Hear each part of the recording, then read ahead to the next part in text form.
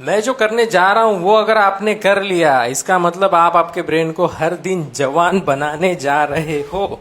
ध्यान से देखो कैसे। ओके, तो मैं ऐसे पोजीशन में बैठने की कोशिश करता हूं।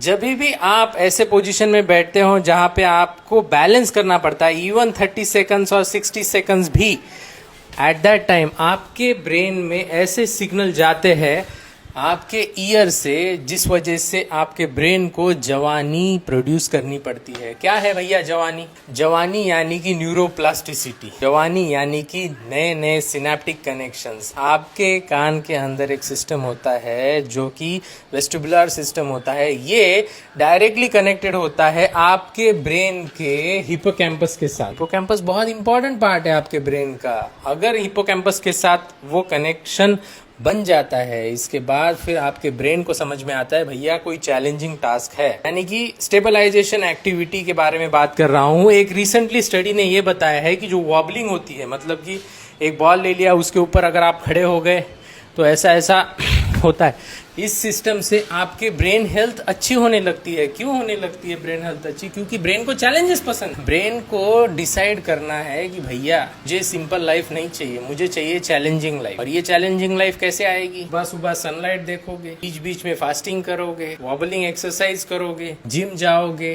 थोड़ा सा जंगल वंगल में जाओगे, थोड़ा सा स्विमिंग करोगे, तब जाके ब्रेन को समझ में आएगा ये जो इंसान है इसके जिंदगी में है एडवेंचर, इसके जिंदगी में है जंगली चीजें। और जब जंगली चीजें चालू हो जाती है तो हमारे शरीर के अंदर स्पेशली 200 से भी ज्यादा जीन एक्टिवेट होने लग जाते हैं। ये 200 से ज्यादा जीन आपके शरीर के अंदर ऐसे कुछ हार्मोन्स प्रोड्यूस करते हैं, जैसे कि ब्रेन डिराइव्ड न्यूरोट्रॉपिक फैक्टर, जैसे कि ग्रोथ हार्मोन्स। जब ये बढ़ने लगते हैं तब आपका ब्रेन न्यूरोप्लास्टिसिटी यानी कि चेंज होने की कोशिश करता है। अदरवाइज ब्रेन चेंज अगर नहीं होगा तब आपकी एजिंग बहुत ज्यादा बढ़ने लग जाएगी। इसीलिए जो भी न्यूरो साइंटिस्ट होते हैं, न्यूरोलॉजिस्ट होते हैं, वो आपको बोलते हैं कि नई नई लैंग्वेज सीखो, नए नए वर्ड सीखो, ऐसी चीजें सीखो जिसके अंदर आपके ब्रेन को एफर्ट करना पड़ रहा है। इवन दुनिया का एक साइंटिस्ट आपको ऐसा दिखेगा नहीं जो कि ओवरवेट है। इसका रीजन क्यों है? क्योंकि ये ब्रेन पता है 120 ग्राम ऑफ शुगर एक दिन में, और आपकी पूरी बॉडी यूज करती है सिर्फ 40 ग्राम ऑफ शुगर एक दिन में।